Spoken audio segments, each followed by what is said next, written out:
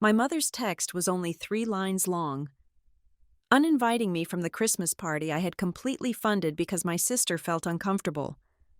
I did not cry. I simply opened the spreadsheet I had hidden for 12 years, buried under thousands of dollars of paid bills.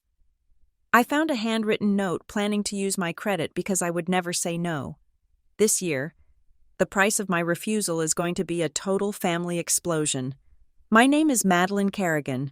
I am 32 years old, a senior risk analyst at the Northbridge Insight Group in Seattle, and I have spent my entire adult life predicting disaster scenarios for corporations worth billions. I look for cracks in the foundation, hidden liabilities, and the statistical probability of total collapse. It is a job that requires a certain level of detachment and a clinical eye for the ugly truth. Yet, as I stood in my bathroom at 11:45 at night on December 23rd, brushing my hair in front of the mirror, I realized I had missed the most obvious risk factor of all. It was not buried in a quarterly report or hidden in a shell company. It was vibrating against the marble countertop. My phone lit up. It was a text from my mother. "Maddie, don't come tomorrow night. Your sister, Lena, feels uncomfortable having you there. For the sake of the family, please sit this one out this year." I stared at the screen. The brush stopped mid-stroke, tangled in the ends of my hair. I read the message again, then a third time.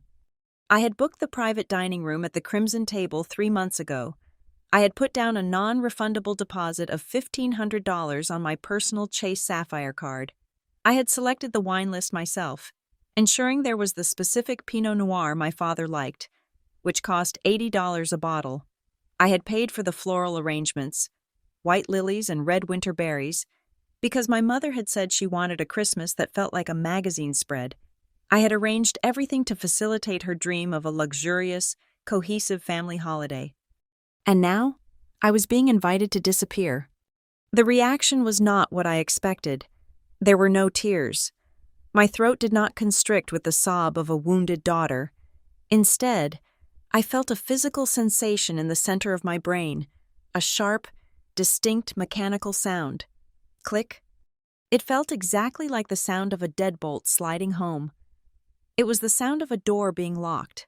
But for the first time, I realized I was not the one being locked out. I was the one standing inside the house I had built, finally locking the door against the wind. I did not reply to my mother. I did not ask why Lena felt uncomfortable. I did not ask what I had done wrong this time, or offer to apologize for existing, or beg to be allowed to sit at the foot of the table I had paid for. I simply placed the hairbrush down, picked up my phone, and dialed the number for the Crimson Table. It was late, but I knew the manager, David, would still be there overseeing the closing shift. He answered on the second ring. "David, it's Madeline Kerrigan," I said. My voice sounded strange to my own ears. It was entirely flat, devoid of any inflection. "Miss Kerrigan, we are all set for tomorrow. The florist just dropped off the centerpieces. They look spectacular." "Cancel it," I said. There was a pause on the other end, a silence that lasted perhaps 5 seconds. "I beg your pardon? The dinner is tomorrow night at 7. Cancel the entire reservation. David, the private room, the pre-ordered wine service, the appetizers, everything. Miss Kerrigan, you know the policy. It is less than 24 hours. The deposit of $1,500 is completely non-refundable, and there is a cancellation fee of $500 for the room hold." "That is fine," I said, and I meant it. $2,000 was a lot of money to burn, but at that moment, it felt like the cheapest price I had ever paid for freedom. "Charge the card on file. And David, if anyone from my party calls to ask why, please tell them the cardholder removed herself from the guest list, so the event was terminated." I understand," David said, his professional demeanor cracking just enough to reveal his confusion. "I will process that now. Merry Christmas, Miss Kerrigan." "Good night, David." I hung up. I stood in the silence of my apartment. It was a modest one-bedroom in Capitol Hill, not the sprawling suburban home my parents owned, nor the trendy loft Lena was currently occupying. On the wall, A string of fairy lights from last Christmas was still taped up, blinking in a slow, rhythmic pattern. They looked pathetic. They looked like they were mocking me. The realization washed over me, cold and sobering. This was not a last-minute misunderstanding. This was not Lena having a bad day. This was a systematic excision. They did not want me there. They wanted the dinner. They wanted the wine. They wanted the image of the perfect family. They just wanted the person who paid for it to be invisible. I walked out of the bathroom and sat down at my small desk in the corner of the living room. I opened my laptop. The screen glowed to life, casting a harsh blue light over my hands. I did not go to social media. I did not go to my email. I navigated straight to a folder buried deep within my hard drive. Inside a subfolder labeled Taxes. Inside another labeled MISC. I clicked on the file named Household Expenses Not Shared, XLSX. I had created this spreadsheet 12 years ago, when I was 20 years old and still in college. At first, it was just a way to keep track of my own budget. I wanted to make sure I wasn't overextending myself when I helped out. But over the years, it had mutated. It had grown into a monstrous, detailed ledger of every single time I had saved them. The file opened. Thousands of rows of data populated the screen. I scrolled to the top. The year was 2012. $50 for Dad's gas money, $80 for Lena's tuition late fee, $45 for the water bill Mom forgot. I looked at those numbers. Back then, I told myself I was being a good daughter. I was being filial. I was stepping up. I dragged the scroll bar down, watching the years blur by. As the timeline moved closer to the present, the numbers grew larger. The requests became demands. The occasional favors became monthly line items. $1,200, Lena's rent, May. $1,200, Lena's rent, June. $600, Mom's heart medication, copay gap. $4,500, body shop repairs for the Honda Civic after Lena hit the pole. $3,200, body shop repairs for the Honda Civic after Lena hit the mailbox. I stopped scrolling. My eyes scanned the notes column. Lena promises to pay back next month. Mom says Dad is stressed. Just handle it this once. Lena forgot to mail the insurance check. Cover it to avoid lapse. I had typed these notes myself. I had been the stenographer of my own exploitation. Each row represented a moment where I had swallowed my pride, opened my wallet, and bought peace. I had bought their affection, or at least, the absence of their conflict. I scrolled to the very bottom, to the entries from just 3 months ago. There was a cell I had highlighted in bright red. It stood out against the sea of black and white text like an open wound. Entry date, October 14th. Item, second mortgage. Home equity. Line of credit. Note, strange signature on the bank notification found in Dad's mail. Check again. I stared at that red cell. I remembered finding the letter when I was over at their house fixing their Wi-Fi. It was a notification from the bank regarding a second mortgage taken out on the family home. My parents had paid off the house years ago, or so they said. I had glanced at the paperwork sitting on the kitchen counter.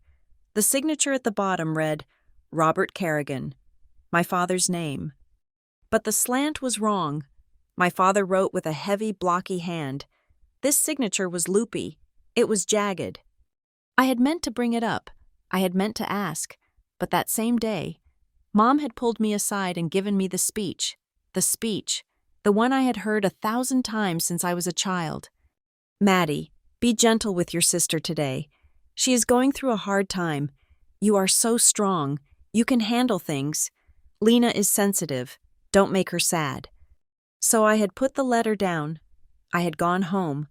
I had entered the note in my spreadsheet and marked it red, telling myself I would investigate when things were calmer, when Lena wasn't so fragile, when Mom wasn't so worried.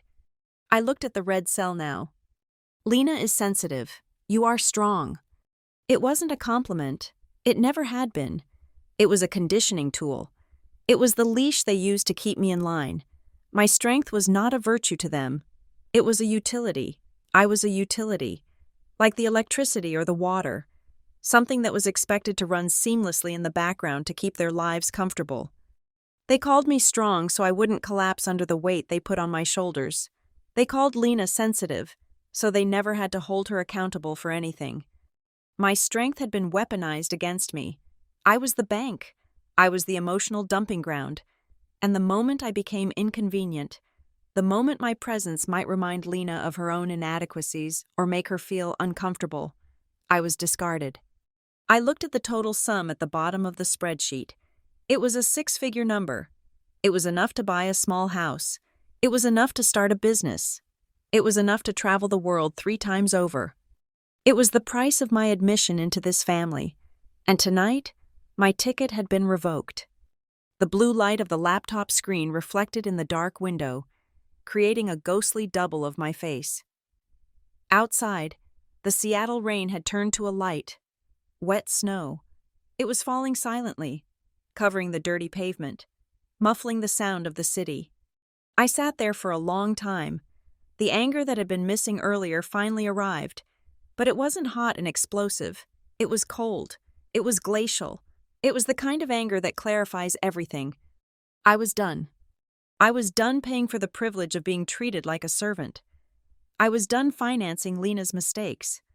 I was done protecting my parents from the reality of their favorite daughter's failures. I reached for my mouse. I did not close the file. Instead, I opened a new tab on my browser. I was not going to show up at the restaurant tomorrow to make a scene. I was not going to beg for a seat at the table. I was going to audit them. I looked at the red cell again. Second mortgage. Strange signature. Okay, I whispered to the empty room. My voice was steady. If you want me to be an outsider, I will be an outsider, but I am taking my credit score with me. I reached into my bag and pulled out my wallet. I set my ID and my credit cards on the desk next to the computer. I was going to spend Christmas Eve digging. I was going to find out exactly what that signature was, and I was going to find out how deep the rot went. The party was over. The investigation had just begun. The morning of December 24th arrived with a silence so profound it felt heavy, pressing against the windows of my apartment like the wet snow accumulating on the sill. I woke up on the couch, my laptop still open on the coffee table, the battery warning blinking a soft red. I reached for my phone, acting on a reflex I had not yet managed to kill. I expected a barrage of messages. I expected my mother to be frantic, asking why the restaurant had called to say the event was canceled. I expected my father to be asking if I was okay. I even expected Lena to send a passive-aggressive text about how I was ruining the holiday vibe. There were no personal messages. However, the family group chat, titled Kerrigan Christmas Magic, was active. At 9 in the morning, my aunt posted an animated sticker of a dancing Santa Claus. At 9:15, Lena replied with a large red heart emoji. At 9:16, my mother reacted to Lena's heart with a smiley face and a praying hands emoji. I stared at the screen, my thumb hovering over the glass. They were carrying on. They were sending digital affections to one another in a chat room that included me, completely ignoring the fact that I had erased the physical party. It was as if I had ceased to exist the moment my credit card was no longer attached to the dinner reservation. They were not angry. They were indifferent. They had simply routed around the obstruction, me, and continued their celebration elsewhere. I set the phone down, face down, on the table. I pulled the laptop onto my lap and plugged in the charger. The screen flared to life, illuminating the spreadsheet I had abandoned hours ago. The file, Household Expenses Not Shared, was still open. Last night, I had looked at the totals. Today, I needed to look at the history. I needed to understand how a frog boils. I scrolled all the way back to the beginning, to the entries dated 10 years ago. I was 22 then, fresh out of college, working my first junior analyst job. August 3rd, 2014, $50, Dad's gas money for the truck. September 12th, 2014, $80, Lena's tuition late fee. She lost the check. November 5th, 2014, $45, water bill. Mom forgot to mail it. I looked at these small, innocuous numbers. At the time, I had felt a swell of pride typing them in. I was the responsible one. I was the good daughter. I was helping. It felt like paying dues to a club I desperately wanted to remain a member of. I called it filial piety. Looking at it now, in the cold light of a gray Seattle morning, it looked like an entrance fee. I dragged the scroll bar down, moving through time. As my salary had increased, so had their emergencies. The numbers shifted from 2 digits to 3, then occasionally 4. March 2018, $1,200. Lina's rent. She is between jobs. April 2018, $1,200. Lina's rent. She is finding herself. May 2018, $600. Mom's dental work. Insurance lapsed. Then came the entries that made my stomach turn. July 2020, $400. 3 sessions of psychotherapy for Lina. I remembered that month. Lina had called me, sobbing, saying she was depressed and needed help, but she had forgotten to file the paperwork with her insurance. I had wired the money directly to her account. I opened a new tab and logged into my bank portal, searching for that specific transfer. I found it. Then, purely on a hunch, I cross-referenced it with Lina's public Venmo history, which she foolishly left set to global. On the same day I sent her $400 for therapy, she had paid a user named Crystal Vibes $350 with the caption, "Bachelorette weekend, let's go." I switched back to the spreadsheet. My hands were trembling, not from cold, but from a rage that was crystallizing into something sharp. I scrolled to the section labeled Miscellaneous Transactions, Unverified. These were charges that had appeared on family cards I was authorized on, or charges I had covered to avoid late fees on shared accounts. Saks Fifth Avenue, $280. Sephora, $150. The Crimson Lounge, $90. I did not shop at Saks. I bought my makeup at the drugstore. I did not go to lounges. Next to each of these, in the notes column, I saw my own typing, repeated like a mantra of stupidity. Lina said she would pay back, not seen yet. Lina said she would pay back, not seen yet. Lina said she would pay back, not seen yet.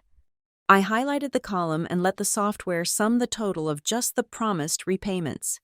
The number that appeared in the bottom right corner was staggering. It was $38,400. That was a down payment on a condo. That was a master's degree. That was the safety net I thought I didn't have. I closed the spreadsheet and opened the file folder on my desktop where I kept scanned documents. I found the PDF I had named Dad Mortgage Docs Scan PDF. This was the document regarding the second mortgage on my parents' house. My mother had dismissed it when I found the paper copy on their kitchen counter months ago. "It is just a line of credit for repairs," she had said, waving a dish towel at me. "Bank bureaucracy. Don't worry your pretty little head." I zoomed in on the signature line at the bottom of page 4. Robert Kerrigan. I had seen my father sign his name thousands of times. He was a carpenter by trade. His hands were stiff, and his signature was blocky, heavy, and disjointed. He lifted the pen between the first and last name. The signature on the screen was fluid. It slanted aggressively to the right. The letter K in Kerrigan was the giveaway. My father made his K with 2 distinct strokes, like a stick figure. This K was looped, a cursive flourish that looked practiced, elegant, and completely fraudulent. It looked exactly like the way Lina signed her birthday cards. A memory hit me then, violent and vivid. I was 21 years old. I was sitting at the kitchen table in that same house. My mother was weeping into her hands. My father was staring at the wall, looking gray and defeated. The bank had sent a foreclosure notice. I had just received a small inheritance from my grandmother, money that was supposed to be for my start in life. Without blinking, I had written a cashier's check for $12,000, every cent I had, and slid it across the table. They had hugged me. They had cried on my shoulder. My father had looked me in the eye, tears streaming down his face, and said, "Maddie, I swear to you, we will never let this happen again.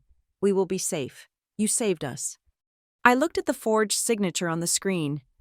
They hadn't just broken that promise. They had industrialized it. They had turned my rescue into a business model. This second mortgage wasn't for repairs.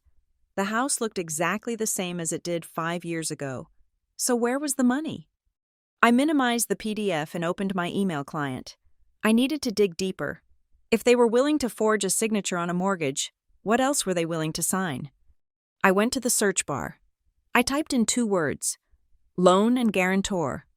Hundreds of results popped up, mostly spam for student loan refinancing or newsletters.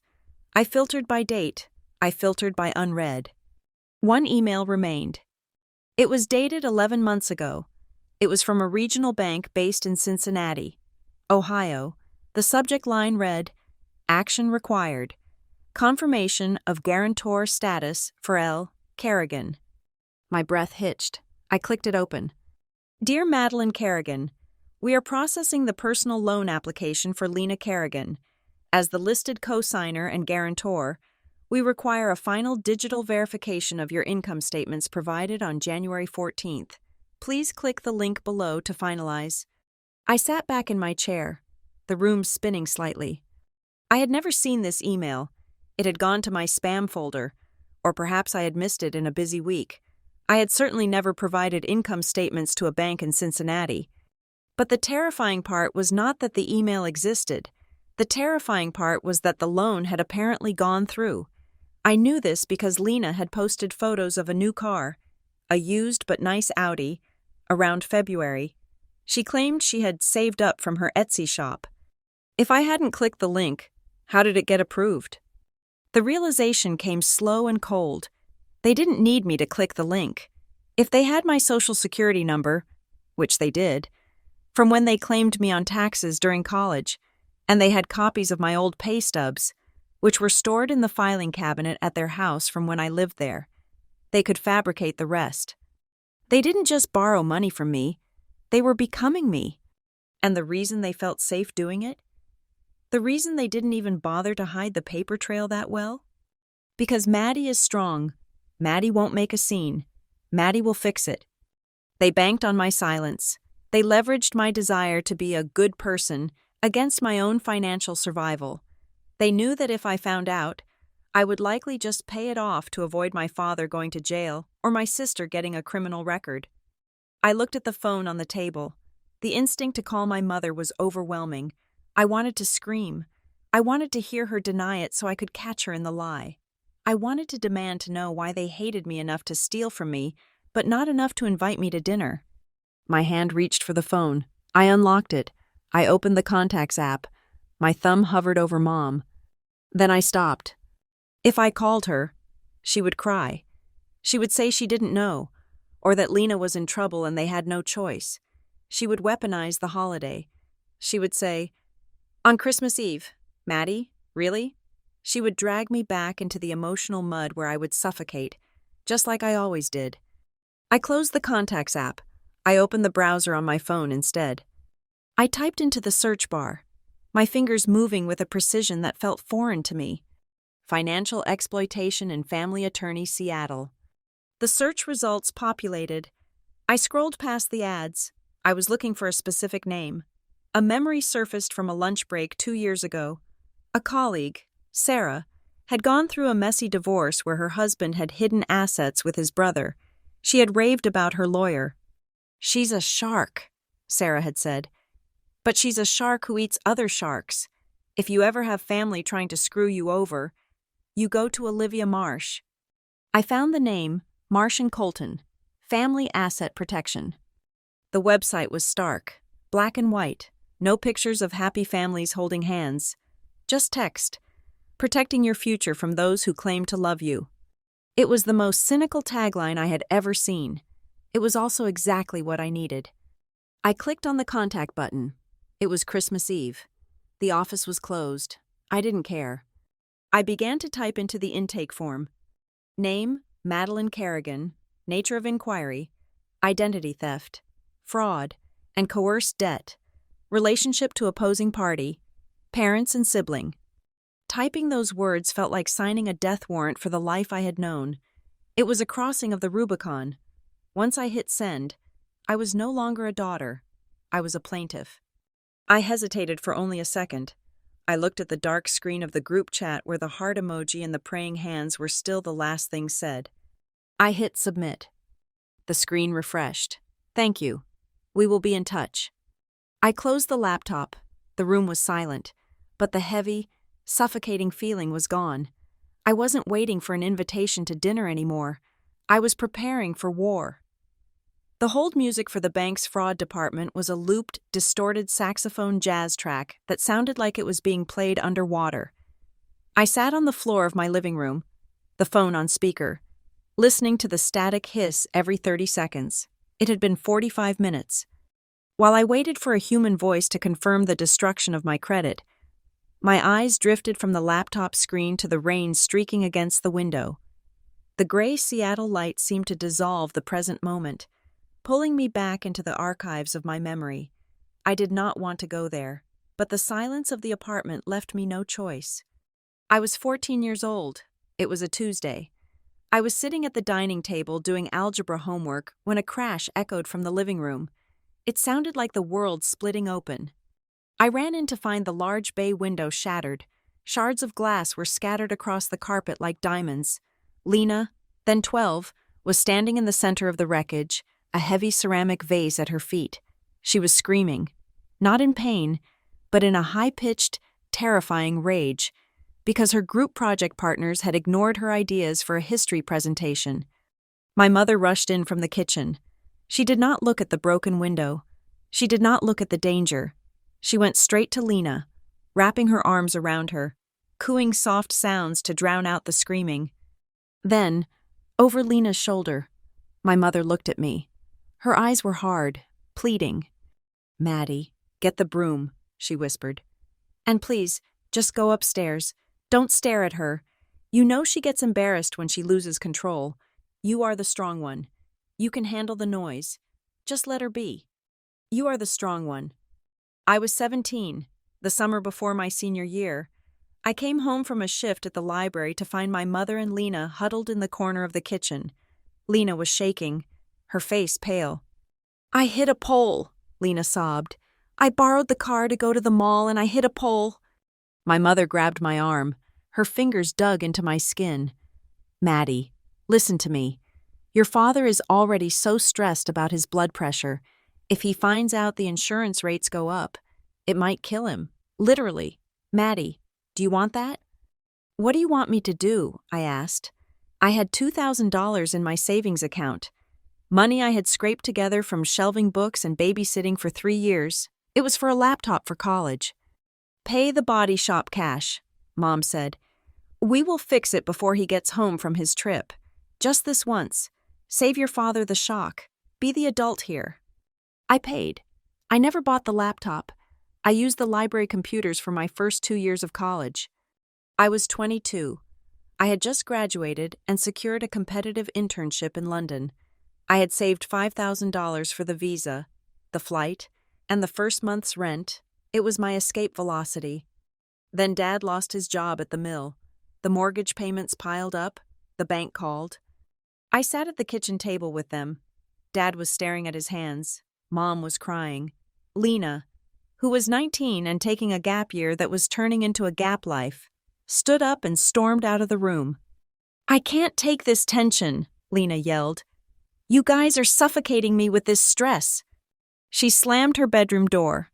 Mom looked at the closed door and sighed. "Poor thing. She feels everything so deeply." Then she looked at me. She didn't have to ask. I walked to the bank the next morning and transferred the London fund to their account. I turned down the internship. I took the job in Seattle instead. In every single version of these memories, the script was identical. Lena broke the world. Mom shielded her from the debris, and I was handed the broom and the bill. Not once, in 18 years of adulthood, had anyone ever asked me if I was tired.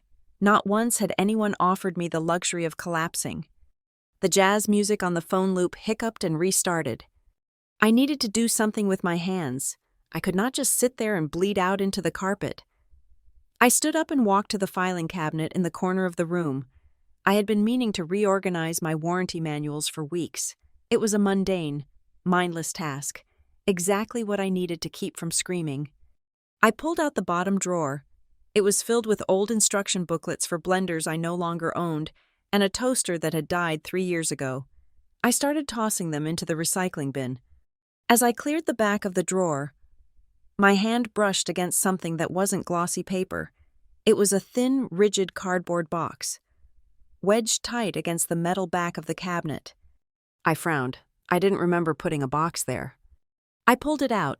It was a flat box, the kind that might hold a fancy scarf or a tie. It was dusty. I opened the lid.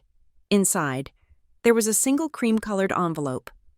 On the front, written in blue ballpoint ink, were the words, "Maddie, open when necessary." The handwriting was shaky. It was my father's. The memory hit me with the force of a physical blow. Last July, Dad had come up to Seattle alone for a weekend, claiming he needed to see a specialist for his back, though he never actually went to a doctor. He had stayed in my apartment while I was at work. I remembered coming home one evening to find him sitting at this very spot, near the filing cabinet. He had looked startled, guilty. He had made a joke about checking the model number on my air conditioner. Before he left to drive back, he had hugged me tighter than usual. He had said something strange at the door. "I left a little insurance policy for you, Maddie, somewhere safe, for when the storm hits." I had laughed it off. I thought he meant he had left a $20 bill in a cookie jar or bought me a lottery ticket. I had forgotten about it completely. My hands were trembling now. I sat back down on the floor, the phone still playing its terrible music on the cushion beside me. I tore open the envelope. It wasn't cash. It wasn't a lottery ticket. It was a stack of papers, folded in thirds. I unfolded the first sheet. It was a photocopy of a bank statement from a bank I didn't recognize. First Ohio Regional. The account holder's name was Robert Kerrigan. I scanned the transaction list. September 12th, withdrawal, $500. Note, Lena Visa, October 1st, withdrawal, $1,200. Note, Lena Rent Assistance, November 15th, withdrawal, $3,000. Note, cover Lena's missed payment to Maddie. I stopped breathing. Cover Lena's missed payment to Maddie. There was a handwritten note in the margin. In my father's distinctive, blocky script, "I gave this to your mother to send to you. She said she sent it. Did she?" She hadn't. That was the $3,000 I had lent them for emergency roof repairs. That never happened. They had told me the check got lost in the mail. Then that the bank froze it. Then they stopped talking about it. I flipped to the next page. Another statement. More withdrawals. Thousands of dollars draining out of an account I didn't know existed, all flowing into the black hole of my sister's life. In the margin of this one, he had written, "Don't let Madeline know. She does enough. We are bleeding dry." My father knew. He wasn't just a passive observer. He was keeping a ledger of the destruction. He was watching them strip mine his own life and mine, and he was writing it down in secret, too cowardly to stop it, but too guilty to ignore it. At the bottom of the stack, there was a piece of notebook paper, folded into a small square. I unfolded it. The date at the top was from the day he visited me last July. Maddie, I am a weak man. I know this. Your mother loves Lena in a way that is sick, and I have let it happen because it is easier than fighting her. We are wrong. We are using you. I think you know this, but you are too good to say it. I am writing this because I found paperwork on the kitchen table that scares me. If you are reading this, it means the storm I am afraid of has finally broken over our heads. Don't just look at the house in Maple Glen. Find the apartment in Dayton. We don't just rent it for her. Your name is on papers I never saw you sign.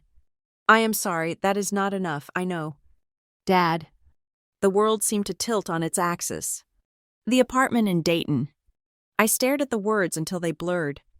All this time, when Lena said she was renting a place near campus or staying with friends, they had actually purchased or leased a property, a second home. I had assumed my family was broke. I had assumed they needed my money to buy groceries, to keep the lights on. to pay for medical bills. I had subsidized their poverty. But you don't buy an apartment in Dayton if you are broke. You buy an apartment in Dayton if you have secrets. A cold realization washed over me, chilling me deeper than the Seattle winter ever could.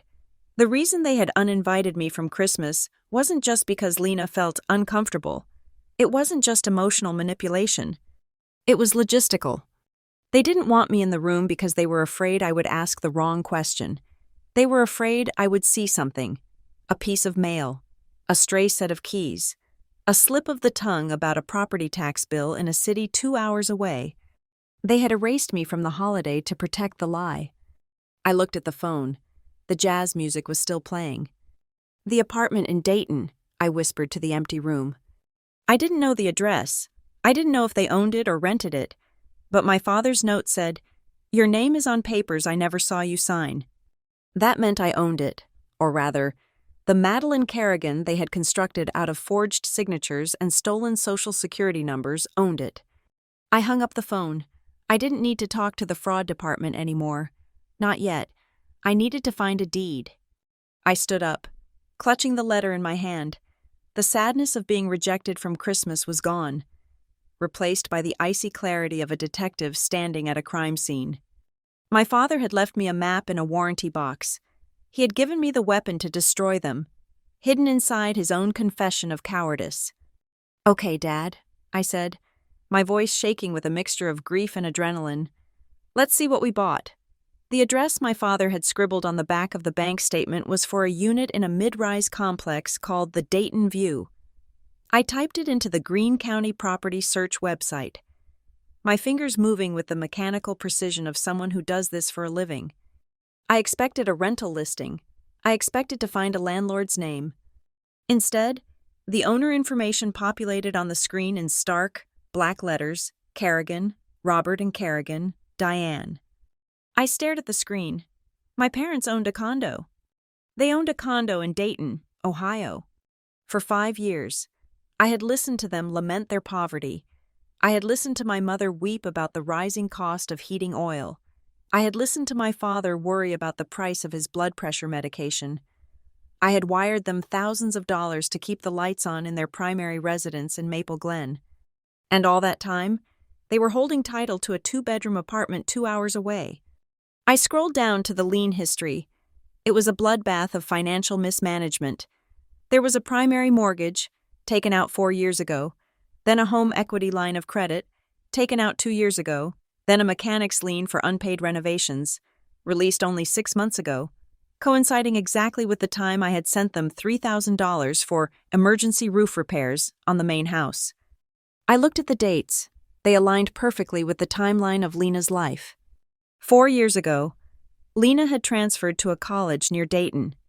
She had told us she was living in a really cheap dorm and then later moved to a studio art space that she claimed a friend was subletting to her for peanuts. I opened the spreadsheet again. August, 4 years ago, $1,500, deposit for Lena's dorm. September, 4 years ago, $800, furniture for Lena. January, 3 years ago, $400, HOA fees. Mom said it was a medical bill. I wasn't just subsidizing her rent. I was paying the operating costs of a secret asset. I went back to the email from the Cincinnati bank, the one I had dug out of my spam folder in the previous hour. The subject line regarding the guarantor status suddenly made terrifying sense. If the condo was already leveraged to the hilt, no bank would give Lena a personal loan based on the property value alone. They would need a co-signer with impeccable credit. They would need a guarantor with a 6-figure income and a history of stability. They would need me. I picked up the phone again. I dialed the number in the signature block of the email from the First Ohio Regional Bank. It was Christmas Eve, but banks operate on a skeleton crew, and fraud departments never truly sleep. A woman answered after 3 rings. First Ohio Regional, Consumer Lending. "My name is Madeline Kerrigan," I said. My voice was steady, terrifyingly calm. "I am calling regarding a loan reference number ending in 459. I am listed as the guarantor." "One moment. Ms. Kerrigan, let me pull that up for you. Verifying security. Can you confirm your social? I gave her the last 4 digits. Thank you. Yes, I see it here. The loan is current, though there was a late fee assessed last month. How can I help you? I need you to pull up the original promissory note, I said. I need you to look at the signature on the guarantor line. There was the sound of typing. Okay, I have the digital scan on my screen. Does the signature look like a blocky, heavy print? I asked. Or does it look like a fluid, looped cursive with a high slant? The silence on the other end of the line was heavy. It stretched for 5 seconds, then 10. It is cursive, the agent said, her voice losing its professional cheer. It is quite looped. I see, I said. I am going to tell you something, and I want you to note it in the file. I did not sign that document. I have never been to your branch. I have never authorized a guarantee for Lena Kerrigan. The signature you are looking at is a forgery. Ms. Kerrigan, the agent started, her tone shifting to alarm. That is a very serious accusation. This loan is secured by the equity in the Dayton property, but your guarantee is what authorized the release of funds. I know, I said. That is why I am telling you. Flag the account. Freeze any further draws. I will be filing a police report and sending over an affidavit of identity theft by the end of the week. I will have to escalate this to the fraud manager immediately. You do that, I said. Merry Christmas. I hung up. My hand was shaking, but not from fear. It was the adrenaline of finally seeing the monster in the room clearly. Just then, my phone buzzed on the table. It wasn't the bank. It was the Kerrigan Christmas Magic group chat. I looked at the notification. Lena, save the day. Since the restaurant mysteriously canceled on us. So weird, right? Ashley said we can use her parents' pool house for the party. I am picking up the catering now. Christmas is on. Love you guys. Attached was a selfie of Lena, beaming, holding a tray of expensive-looking hors d'oeuvres. My mother replied instantly, Thank God for you. Honey, you always find a way. So resilient. My father sent a thumbs up. I stared at the screen. Mysteriously canceled. They knew. They knew exactly why the restaurant was canceled. David, the manager, would have told them the cardholder canceled it, but they were spinning it. They were rewriting the narrative in real time. Lena wasn't the sister who got uninvited because she was cruel. She was the hero who saved Christmas from the mysterious incompetence of the venue. And notice what was missing.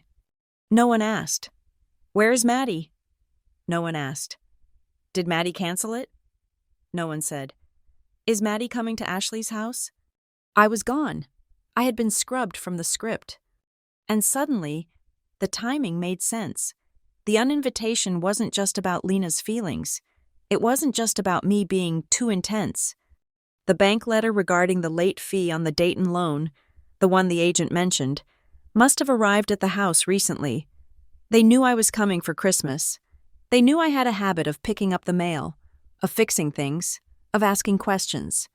If I was in the house, I might see a bill from a utility company in Dayton. I might see the property tax assessment. They needed me out of the city.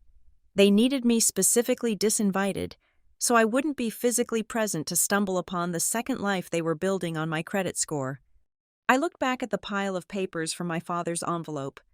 There was one sheet I hadn't read closely yet. It was a printout of an email chain between my parents, dated 6 months ago. From Diane Kerrigan to Robert Kerrigan. Subject, Re.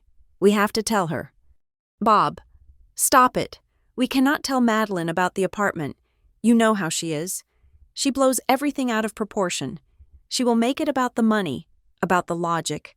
She doesn't understand that Lena needs a safe space to create. Maddie is a machine. She can handle the real world. Lena is an artist. She is sensitive. If Maddie knows, she will shut it down, and Lena will spiral. Do you want your daughter to spiral? Just sign the papers. Maddie won't notice. She never checks the details if we tell her it's for the family. I read the words again. Maddie is a machine. It wasn't just a metaphor. It was their operating philosophy.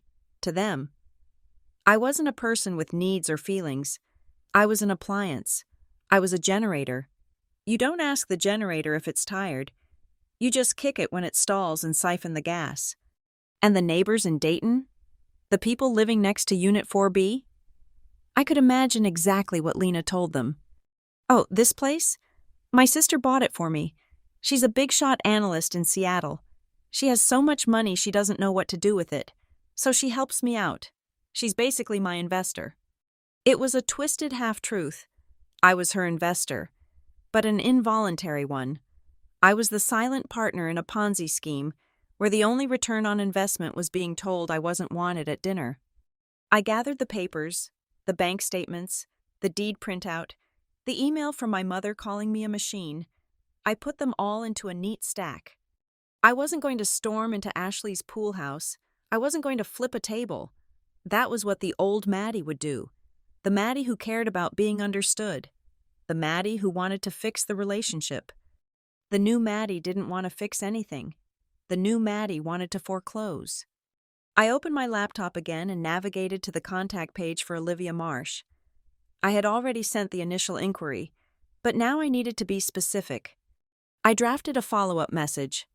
Ms. Marsh, further to my previous inquiry, I have uncovered a second property titled to my parents, but financed through fraudulent guarantees using my identity. I have evidence of forged signatures on a promissory note with First Ohio Regional Bank. I also have written correspondence from the perpetrators acknowledging the deceit. I am not looking for mediation. I am looking for a forensic accounting of the last 10 years, and I need to know how to legally detach my name from a property I never bought, without assuming the debt. I am available for a consultation immediately after the holiday. Please let me know your earliest opening. I hit send. The sun was beginning to set over Seattle, turning the gray sky into a bruised purple. I sat in the dim light of my apartment. I felt lighter than I had in years. For a decade, I had been carrying a heavy, invisible weight, thinking it was just the burden of being the strong sister. I thought the exhaustion was a character flaw. I thought if I just worked harder, earned more, gave more, eventually I would be light enough to be loved. Now I knew the truth. I wasn't heavy. I was being anchored. They had built a life on my back, and then they had closed the door in my face. Okay, I said aloud. You want to treat me like a bank?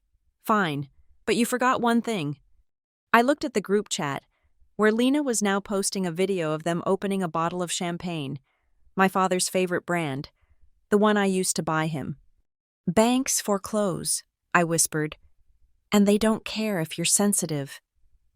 The office of Olivia Marsh was not what I expected.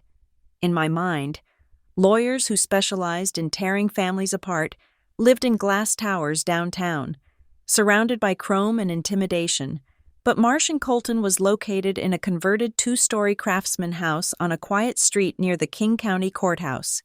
The siding was a deep, sensible slate blue. The sign out front was small, wooden, and unpretentious. Marsh & Colton, Family Asset Protection. It didn't look like a place where wars were started. It looked like a place where storms were weathered. I walked in at 10 o'clock in the morning on December 26th. The receptionist, a young man with a kind face, took my coat and led me to the back office. Olivia Marsh was waiting. She looked to be in her early 40s, wearing a charcoal blazer over a white t-shirt. Her hair was dark and curly, pulled back into a severe, practical knot. Her eyes were the most striking thing about her. They were sharp, assessing, and entirely devoid of pity. They were the eyes of a surgeon who had seen enough necrotic tissue to know exactly where to cut. She did not offer me coffee. She pointed to the chair opposite her desk. I read your intake form, Olivia said. Her voice was low and clear. I'm going to ask you a lot of questions. I am going to ask for dates, amounts, and proof. I'm going to be specific. I am not doing this because I do not believe you. I am doing this because if we end up in front of a judge, the opposing counsel will do exactly the same thing, and they will not be polite about it. Are you ready? I am ready, I said. I opened my bag. I didn't just bring the file. I brought the anatomy of my own exploitation. I laid it all out on her mahogany desk. The screenshot of the text message from my mother uninviting me from Christmas.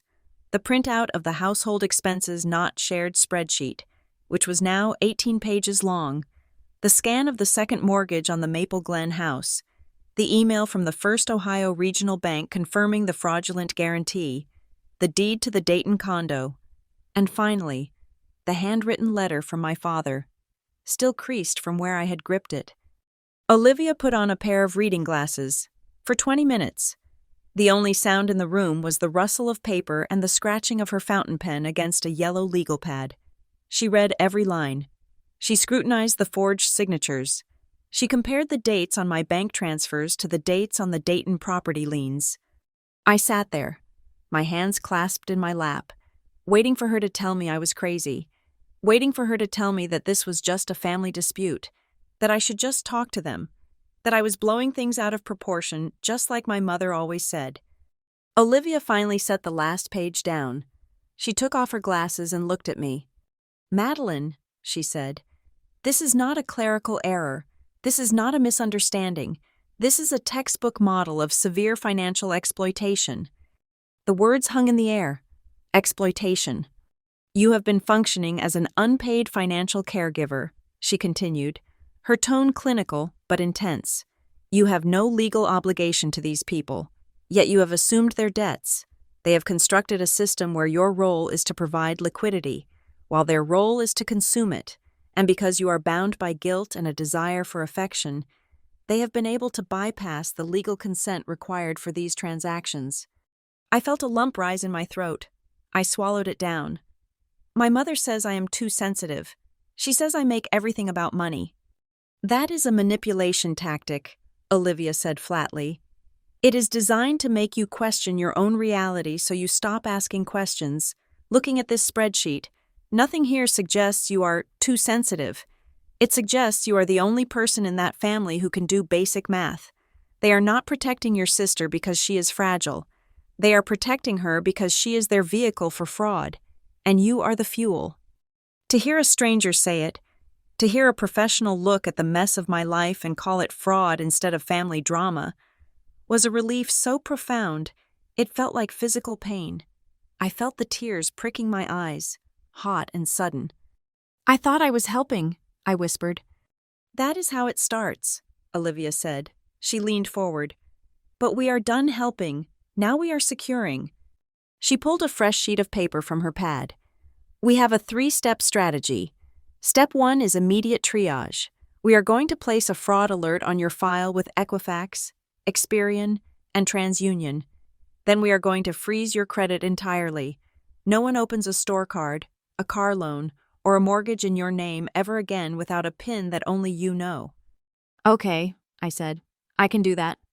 "Step 2, Olivia said, circling a word on her pad. "The house in Maple Glen." "I don't want to kick them out," I said quickly. "My dad, he is sick. He wrote that letter." "I know," Olivia said. "And that letter is the only reason we are not filing a police report against him today. But we need to stop the bleeding. The house is currently leveraged with that second mortgage. If Lena needs more money, they will refinance again, or take out a third loan, and eventually, they will lose the house. And you know who they will call to bail them out?" "Me," I said. "Exactly. So we are going to set up a trust. You are going to use the leverage you have, the evidence of fraud, to force them to sell the house into a trust. You will control the trust. The trust will grant your parents a life estate. They can live there until they die, rent-free. But they cannot mortgage it. They cannot use it as collateral. They cannot sell it to give cash to Lena. The asset is locked."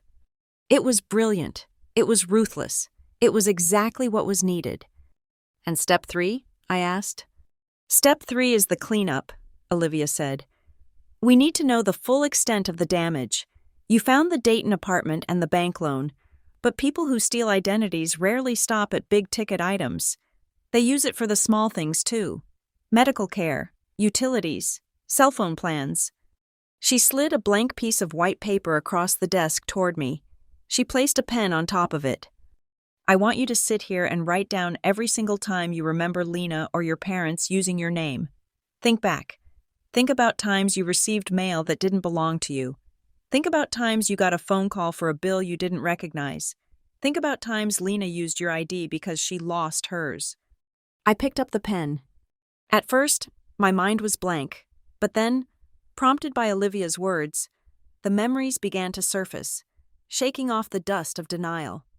I wrote down, emergency room visit, 4 years ago. I remembered it vividly. We were at a family barbecue. Lena had fainted. Too much sun. Or maybe too much wine. We rushed her to the ER. At the intake desk, my mother was frantic, patting her pockets. I forgot her insurance card. Oh God, does anyone have their wallet? I had handed over my card. Use mine for the intake, I had said. Just to get her seen. We will sort it out later. We never sorted it out. 6 months later, I received an explanation of benefits for a CT scan and blood work. When I asked Mom, she said, "Oh, don't worry. We paid the copay. It didn't cost you anything." I looked at Olivia.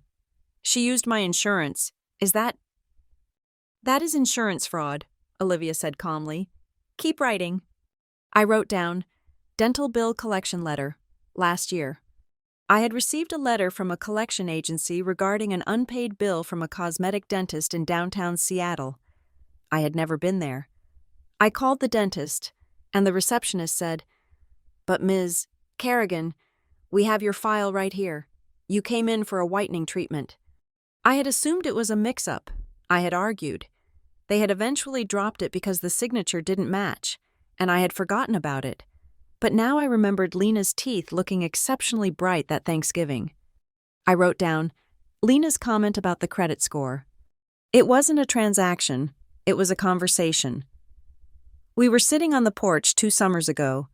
Lena was complaining about how hard it was to get an apartment with her misunderstood financial history. "You are so lucky, Maddie," she had said, taking a sip of her drink. "You have that perfect 800 credit score. It is like a superpower. If I had that, my whole life would be different. It is basically a blank check." I had laughed. "It is not a blank check, Lena. It is just a number." "No," she had said, her eyes distant. "It is access." I looked down at the paper. I had filled half the page. Utility bills in names that were slight variations of mine. A speeding ticket I paid because Lena swore she would lose her license if it went on her record. I put the pen down. My hand was cramping. "It is everywhere," I said softly. "It is not just the loans. They have been wearing my identity like a costume whenever it suits them." Olivia took the paper. She scanned the list, her face impassive. "This is good," she said. "This gives us leverage.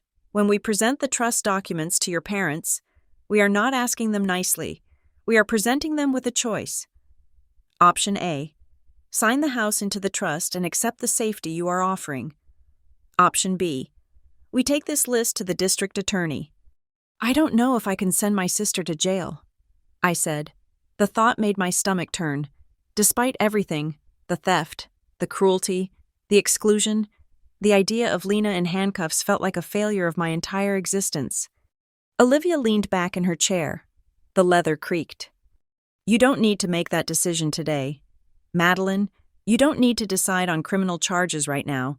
My job, first and foremost, is asset protection. We stop the theft. We secure the house. We insulate you." She stood up, signaling the end of the meeting. She walked around the desk and stood in front of me. She didn't hug me. She wasn't that kind of lawyer, but she looked me dead in the eye. "But I want you to remember one thing," Olivia said. "You feel guilty because you have been trained to feel guilty, but family is not a suicide pact, and family is certainly not a license to commit a crime. If a stranger did this to you, you would have called the police 5 years ago. The fact that they share your DNA does not make the theft less real. It makes it more dangerous." I stood up. I buttoned my coat. "Thank you, Olivia," I said. "I will have the trust papers drawn up by tomorrow afternoon," she said. "Get some sleep. Madeline, the hard part is just starting." I walked out of the office and into the street. The wind had picked up, blowing cold air off the Puget Sound. It bit at my cheeks, stinging and sharp. For the first time in my life, I wasn't walking towards a problem to fix it for someone else. I wasn't rushing to pay a bill to keep the lights on for my parents. I wasn't transferring money to silence a crisis. I was walking to my car to drive home to my own quiet apartment. I was going to freeze my credit. I was going to lock the doors. I took a deep breath. The air tasted like rain and exhaust, but it also tasted like something else. It tasted like the truth. I wasn't the daughter who fixed things anymore. I was the woman who was finally, after 32 years, fixing the lock on her own front door. And if the people on the other side were left out in the cold, it was because they had burned down their own shelter, thinking I would always be there to build them another one. I unlocked my car, got in, and for the first time in days, I didn't check my phone. The following days were defined by a series of digital clicks that felt like locking heavy iron gates. Under Olivia Marsh's instruction, I sat in my apartment and systematically dismantled my financial accessibility. I logged into Equifax, Experian, and TransUnion. At each portal, I paid the fee and selected the option to freeze my credit. I set up a PIN, a random string of numbers that had nothing to do with my birthday or my address, and I wrote it down on a piece of paper that I locked in my safe. When the confirmation screens appeared, flashing green to tell me that my identity was now sealed, I felt a strange cocktail of relief and nausea. I requested a full audit report of every credit inquiry made against my Social Security number in the last 12 months. When the PDF downloaded, I opened it, and the air left my lungs. It was not just a few checks, it was a bombardment. Dayton Auto Mall. Hard inquiry. February 14th. Cincy Quick Cash. Hard inquiry. March 2nd. Gem City Furniture Rentals. Hard inquiry. April 10th. Ohio Valley Unsecured Lending. Hard inquiry. June 1st. There were dozens of them. Some were denied, likely because the algorithm flagged the frequency, but many were approved. The geography was undeniable. The inquiries clustered around Dayton and Cincinnati, a tight radius around where Lena lived. I looked at the dates. April 10th. That was 2 days after my birthday. I remembered Lena calling me, sweet and chatty, asking if I had received the card she sent. I hadn't, because she never sent one. But during that call, she had casually asked if I was still at the same address in Seattle because she wanted to update her contacts. She wasn't updating her contacts. She was verifying the billing address for a furniture rental application. I forwarded the PDF to Olivia without a word. The evidence was no longer shocking. It was simply data. 2 days later, I was back in Olivia's office. She had a thick document on her desk, bound in a blue folder. "This," Olivia said, tapping the folder, "is the fortress." She explained the strategy. It was a revocable living trust, but with specific ironclad clauses designed for asset protection. "Here is the deal we are going to offer them," Olivia said, her voice sharp and pragmatic. "You are going to use your own capital, the savings you have left, plus a small loan against your own 401k if necessary, to pay off that toxic second mortgage on the Maple Glen house. You are buying the debt." "So I am paying for their mistake again," I said, feeling the bitterness rise. "No," Olivia corrected. "You are buying equity. In exchange for paying off the bank, the title of the house transfers into this trust. You are the trustee. You control the asset. Your parents get a life estate, which means they have the legal right to live there until they die. They pay utilities and taxes, but they cannot sell it.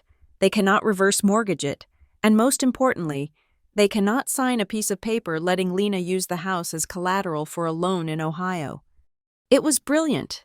It secured their housing, which satisfied the part of me that still loved my father. But it cut off the flow of cash to Lena, which satisfied the part of me that was done being a victim. "There is something else," Olivia said. Her tone shifted, becoming quieter, more serious. She slid a piece of paper across the desk. It was a photocopy of a legal document, stamped draft in red ink. In the course of pulling the title history and looking for any other liens, my paralegal found a file at the county clerk's office that was initiated but never finalized. It is a draft will from 2 years ago. I looked at the document, It was my father's will. I, Robert Kerrigan, being of sound mind, leave the primary residence at 42 Oak Street to my daughter, Madeline Kerrigan, in its entirety. I looked up at Olivia. He was leaving me the house? He was, Olivia said, 2 years ago, but look at the notes in the margin. I squinted at the handwriting. It was my mother's script, looping and aggressive. Bob, this is unfair to Lena. Madeline has a career. Lena needs security. We cannot do this. We need the equity line for the business ideas. Do not file this. The document was never signed. It was never filed. Instead, 3 months later, the second mortgage was taken out, the one with the forged signature. I felt a crack in my chest that had nothing to do with money. My father had tried, in his own passive, weak way, he had tried to make it right. He knew they were draining me dry while he was alive, so he tried to give me the house when he was dead. It was his silent apology. But my mother had stopped him. She hadn't just enabled the theft. She had actively blocked his attempt at restitution because she preferred to cannibalize the house to feed Lena's business ideas. He knew, I whispered. He knew it was wrong. He knew, Olivia agreed, but he didn't stop her. That is why we are not giving him a choice this time. If he signs this trust, he is finally doing what he tried to do 2 years ago. He is securing the house for you, and your mother, well, she is going to have to accept that the era of using your inheritance as Lena's piggy bank is over. How do we get them to sign? I asked. If Mom sees a trust document, she will scream that I'm stealing the house. We don't tell them it is a confrontation, Olivia said, her eyes gleaming with a cold intelligence. I have already called them. I told them that due to the irregularities with the bank signatures, which I framed as a potential banking error for now, we need to secure the property to prevent the bank from calling the loan. I pitched it as a retirement stability meeting. A trap, I said. A necessary intervention, Olivia corrected. We are meeting them in Maple Glen on the 29th, neutral ground. My associate there has a conference room. You are going to fly out. I will join via secure video link. The plan was set. The day before I was scheduled to fly to Ohio, I was packing my bag in Seattle. My phone rang. It was an unknown number with a Dayton area code. I froze. My thumb hovered over the decline button. But then I remembered Olivia's advice. Information is ammunition. I hit record on my other device and answered the phone. This is Madeline, I said. Yeah, hi, a male voice said. He sounded young, jittery, and annoyed. Is this Maddie? Lena's sister? Who is this? This is Kyle. Look, I'm at the dealership with Lena right now. We're trying to close on this lease, and there's a hold on the credit check. Lena said you just need to call the number and lift the freeze for like 10 minutes. We've been here for 2 hours. I stood perfectly still. The audacity was breathtaking. They were at a car dealership, while I was preparing to dismantle my family to save my financial life. Lena was trying to lease a car, assuming I would just lift the freeze like a concierge service. Kyle, I said, my voice dropping to a temperature that could freeze nitrogen. Put Lena on the phone. She's in the bathroom crying because you're ruining this, Kyle snapped. Just lift the freeze, lady. She said you always cover for her. You are not leasing a car, Kyle, I said. And you are definitely not leasing it with my credit score. If you or the dealership runs my social security number one more time, it will trigger a federal fraud alert, and the police will be there before you sign the paperwork. There was a stunned silence on the other end. Whoa, okay, crazy, Kyle muttered. Tell Lena, I said, enunciating every word, that the bank is closed permanently. I hung up. I saved the recording. I forwarded it to Olivia with the subject line, Attempted fraud, car dealership, Dayton. 10 minutes later, my phone vibrated again. This time it was a text from my mother. It was a wall of text. Maddie, I don't know what is going on with you, but Lena just called me in a panic. She is at a dealership and you embarrassed her in front of her boyfriend. Why are you being so cruel? She is trying to get her life together. You are so selfish. Making this about you. You have a car. You have a job. Why can't you just let her have this one thing? You are tearing this family apart. I read the message twice. You are selfish. You have a car. Why can't you let her have this? Not a single word about the fact that having this meant committing a felony identity theft. Not a word about the money. To my mother, the crime wasn't the theft. The crime was my refusal to be robbed. I did not reply. I put the phone down and zipped up my suitcase. For 32 years, I had responded to these texts with apologies. I had responded with guilt.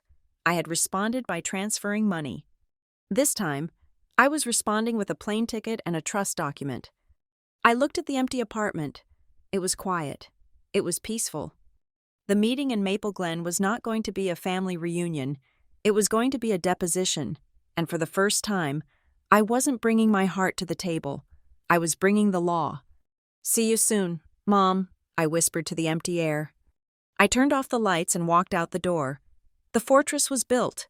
Now I just had to close the gate. The conference room in the Maple Glen satellite office was windowless and smelled faintly of lemon polish and old paper. It was a neutral ground, stripped of the emotional clutter of my childhood home. I sat at the long mahogany table, my hands folded on top of the blue folder Olivia had prepared. The large monitor on the wall hummed to life. Olivia Marsh appeared on the screen from Seattle, her face high definition and imposing. She nodded to me once. It was the signal to begin. The heavy oak door opened. My parents walked in. My mother, Diane, led the way. She was wearing her Sunday coat, clutching her purse tight against her chest like a shield. Her face was set in a grimace of offended dignity. My father, Robert, followed a step behind. He looked smaller than I remembered. His shoulders were hunched, and his eyes were rimmed with red, the telltale sign of sleepless nights and high blood pressure. My mother stopped at the head of the table. She didn't look at me. She looked at the empty chairs, and then up at the screen. "This is an insult," she announced, her voice trembling with a mix of rage and martyrdom. "Bringing lawyers into family business? Dragging us to a stranger's office? I cannot believe you would humiliate us like this. Madeline, just because you have a little money now, you think you can treat your parents like criminals." "Sit down, Diane." Olivia's voice cut through the room from the speakers. It wasn't loud, but it had the authority of a gavel strike. My father pulled out a chair and sat heavily. He looked at me then. It was a fleeting, terrified glance before he fixed his eyes on the table grain. "Who is that?" my mother snapped, gesturing at the screen. "I am Olivia Marsh," Olivia said. "I am Madeline's attorney, and we are not here to humiliate you. We are here to keep you from losing your home. Please, sit." My mother sat, perching on the edge of the chair as if ready to bolt. "We are here to discuss asset protection," Olivia continued. She didn't use the words fraud or theft yet. She used the one word my father responded to. "Robert, we have identified significant irregularities in the title history of your home, irregularities that could cause the bank to foreclose if they are not corrected immediately." My father's head snapped up. "Foreclose? We pay the mortgage." "You pay the primary mortgage," Olivia said. "I am talking about the second lien, the home equity line of credit taken out 2 years ago." "That was for repairs," my mother interjected quickly. Her eyes darted around the room. "We told you that. It is just paperwork." "Madeline," Olivia said, "show him document A." I slid the paper across the polished table. It was the blown-up scan of the second mortgage agreement. I had highlighted the signature block in yellow. "Dad," I said. My voice was steady, surprising even me. "Look at the signature." My father reached for his reading glasses in his shirt pocket. His hands were shaking. He put them on and leaned over the paper. He stared at the name Robert Kerrigan scrawled on the bottom line. The room was silent for a long 10 seconds. "That is not my writing," he whispered. "What?" my mother hissed. "That is not my writing, Diane," he said, louder this time. He looked at her, confusion warring with a dawning, horrific realization. "I didn't sign this. I remember we talked about the loan. But you said we didn't qualify.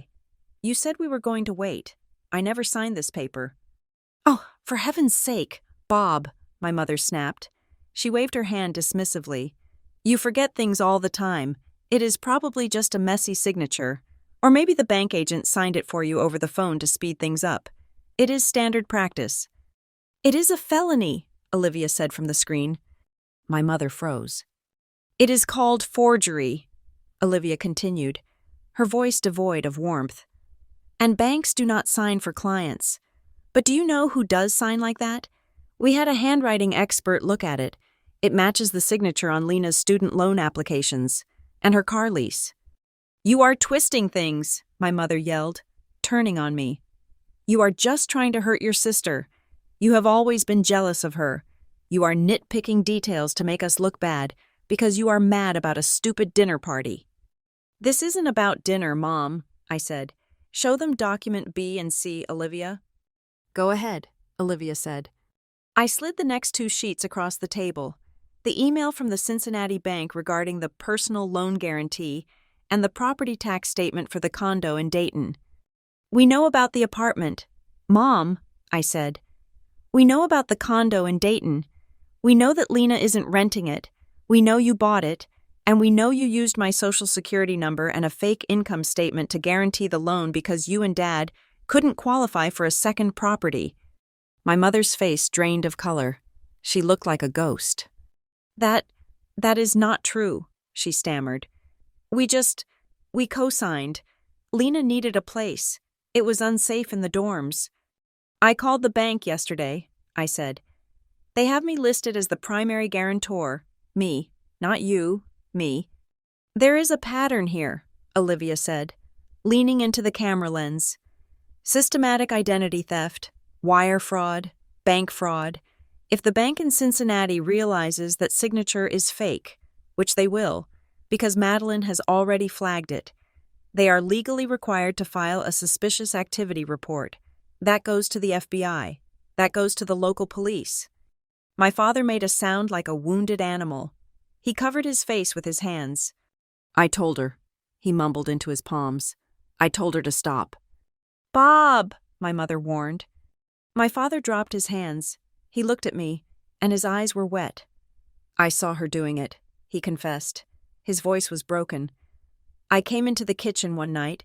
Lena was sitting there with a light box, tracing your signature onto a form.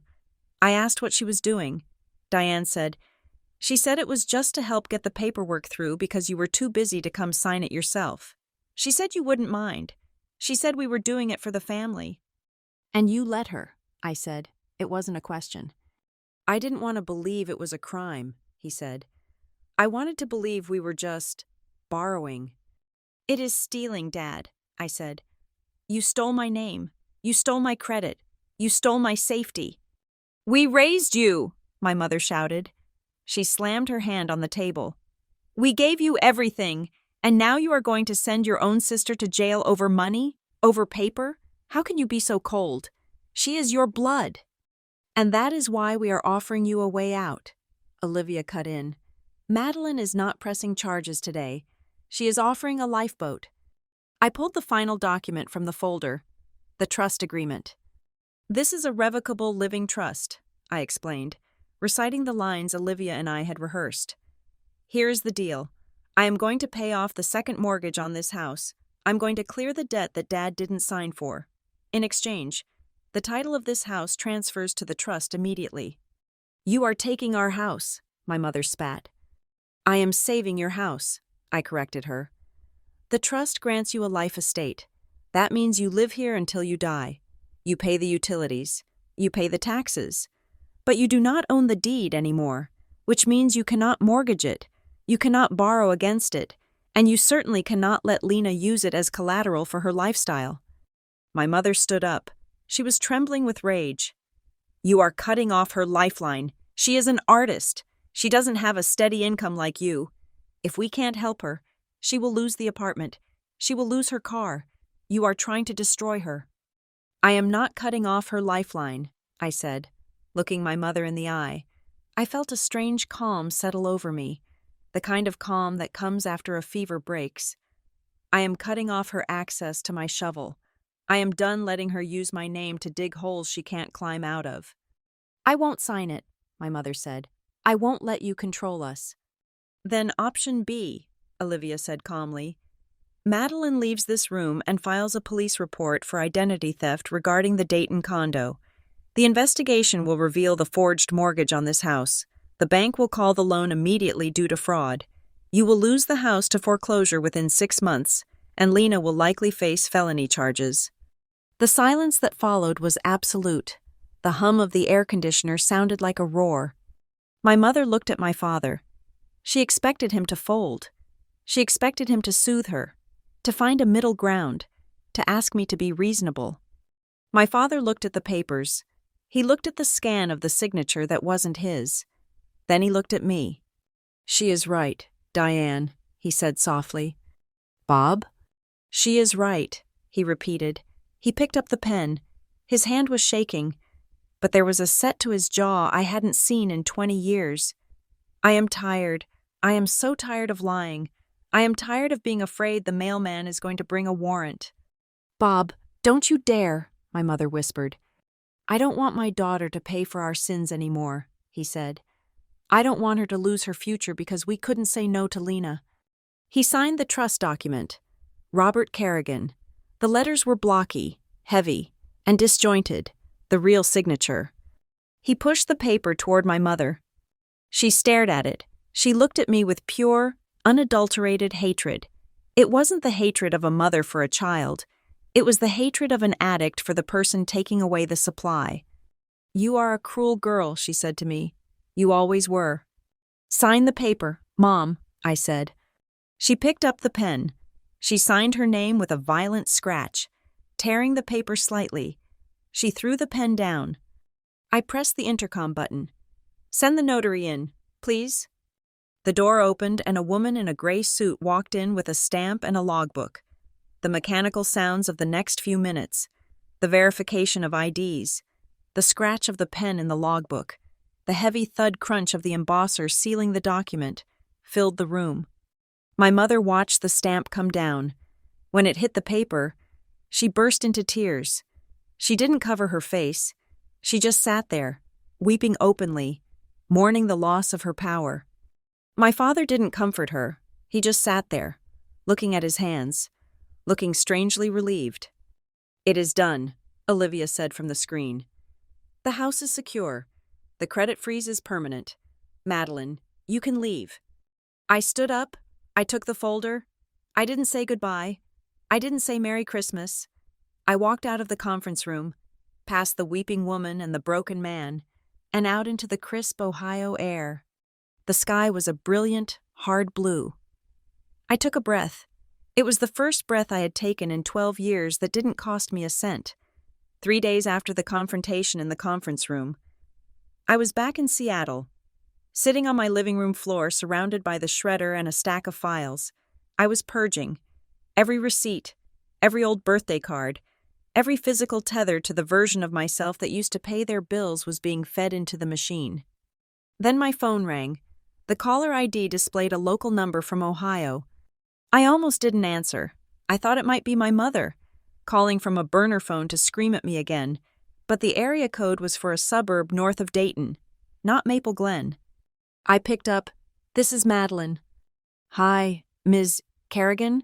This is Rick from Fairfield Storage and U-Haul out on Route 4, a gruff male voice said. "I'm calling because we are clearing out Unit B14. The lease expired yesterday, and the auto-pay card declined. The unit is listed under a Diane Hardigan, but your number is listed as the emergency contact." Hardigan, that was my mother's maiden name. She hadn't used it in 35 years.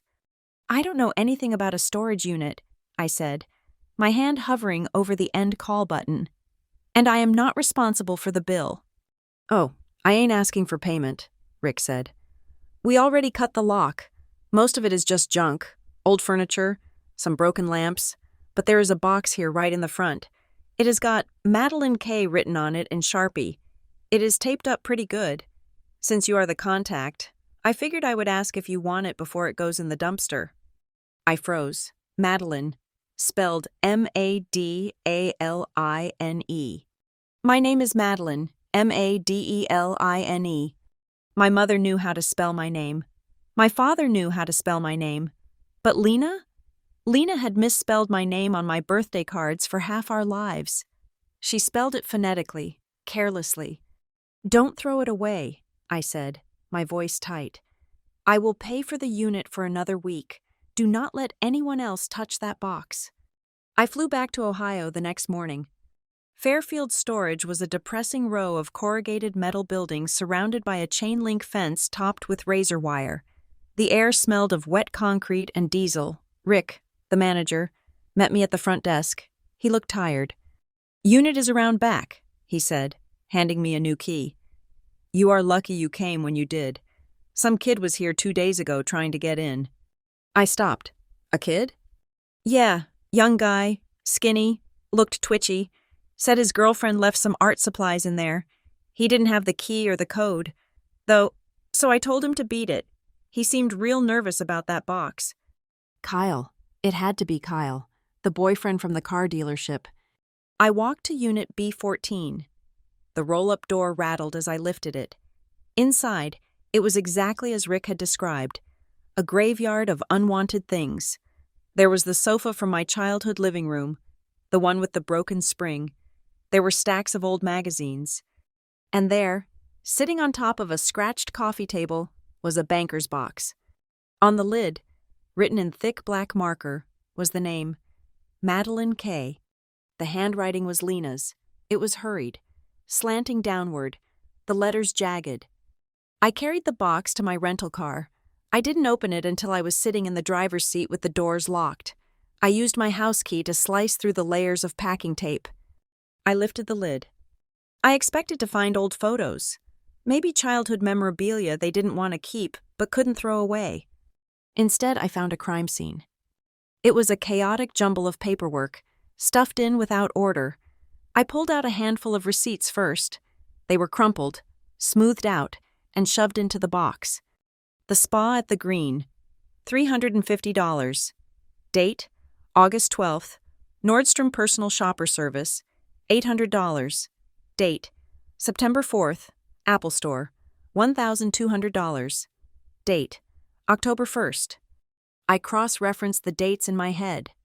August 12th was the day my mother had called me, crying, saying they were $300 short on the electric bill and feared a shutoff. I had sent $500. September 4th was the day Lena told me she needed money for textbooks for a night class she was taking. I had sent $800. October 1st was the day they claimed the water heater broke. I dug deeper. Below the receipts were stacks of rejection letters. Chase Sapphire Reserve.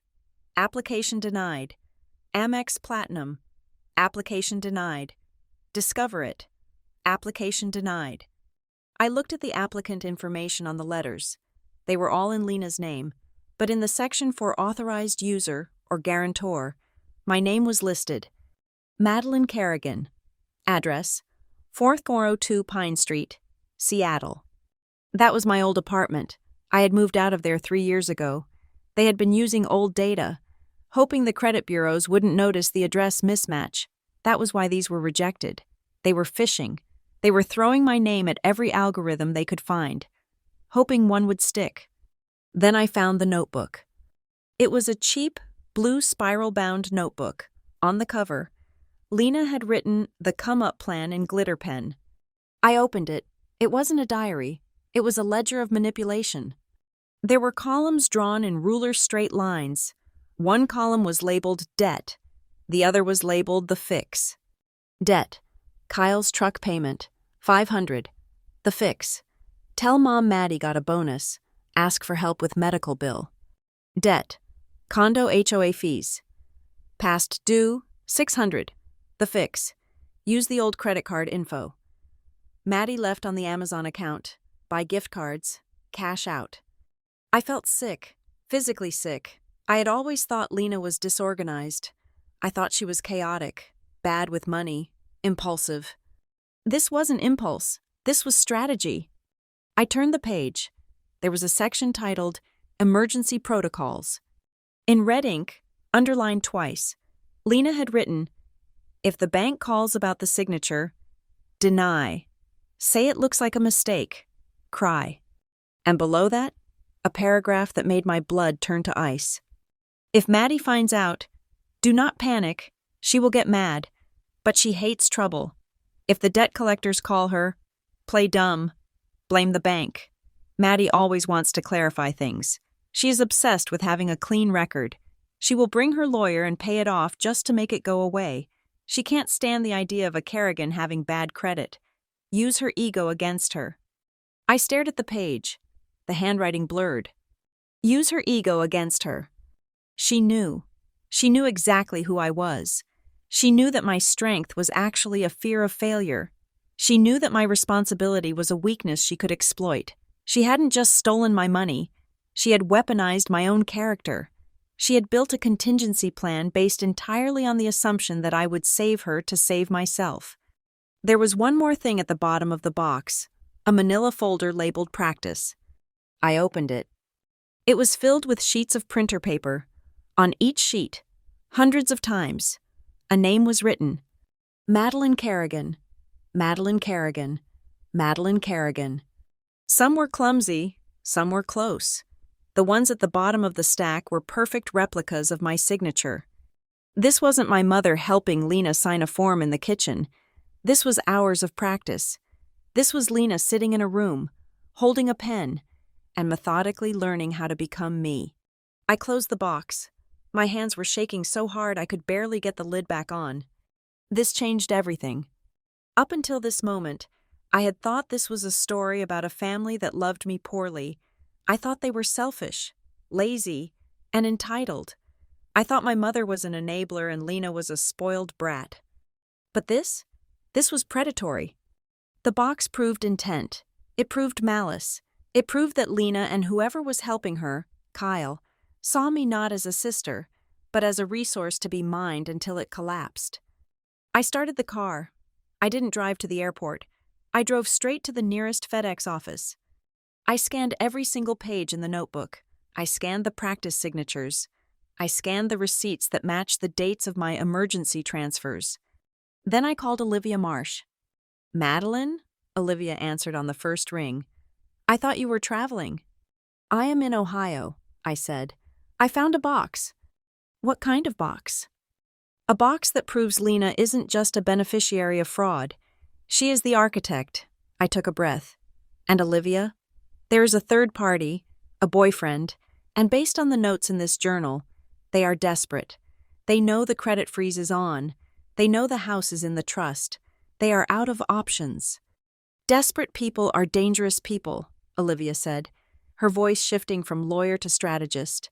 "Do not go to the condo. Do not go to your parents' house." "I am coming to you," I said. "I am sending you the scans now. This isn't just about asset protection anymore, is it?" "No," Olivia said. "If they have been practicing your signature, and they have a written plan to defraud you, this is conspiracy, and if they are desperate enough to try to break into a storage unit to get this box back, they are scared of what is inside." "They should be," I said. I looked at the box in the passenger seat. For years, they had relied on me being the fixer. They relied on me being the one who cleaned up the mess. Well, they were right about one thing. I was going to clean it up, but I wasn't going to use my checkbook. I was going to use the truth. "I am bringing the box back to Seattle," I told Olivia. "We are going to need a bigger file." "Drive safe, Madeline," Olivia said, "and watch your rearview mirror." I pulled out of the parking lot. In the side mirror, I saw a beat-up sedan pull into the storage facility entrance. A young man in a hoodie jumped out and ran toward the office. It was Kyle. He was 10 minutes too late. I merged onto the highway, the box sitting next to me like a passenger. I didn't speed. I didn't panic. I drove with the steady, relentless precision of a woman who finally had the receipt for every single lie she had ever been sold. News of what had happened in the conference room in Maple Glen traveled fast. It moved through the grapevine of my extended family like a virus, mutating with every retelling. By the time I landed back in Seattle, My aunt had already posted a vague status update about ungrateful children, and my cousin had blocked me on Instagram. But I knew the real storm was still making landfall. It arrived 3 nights later, on a Tuesday. The Seattle rain was hammering against the glass of my living room window, a relentless, drowning rhythm. I was sitting on the couch, reviewing the final draft of the trust agreement Olivia had emailed me, when a pounding started at my front door. It wasn't a knock, it was a demand. I didn't need to look through the peephole. I knew exactly who it was. I unlocked the deadbolt and opened the door. Lena stood in the hallway. She was soaking wet. Her mascara had run down her cheeks in jagged black streaks, making her look like a gothic doll that had been left out in the rain. But she wasn't crying. Her eyes were wide, manic, and blazing with a fury I had never seen directed at me before. Usually, when Lena looked at me, her eyes were soft with need or rolled back in boredom. Tonight, they were sharp with the panic of an animal that had just heard the trap snap shut. She didn't say hello.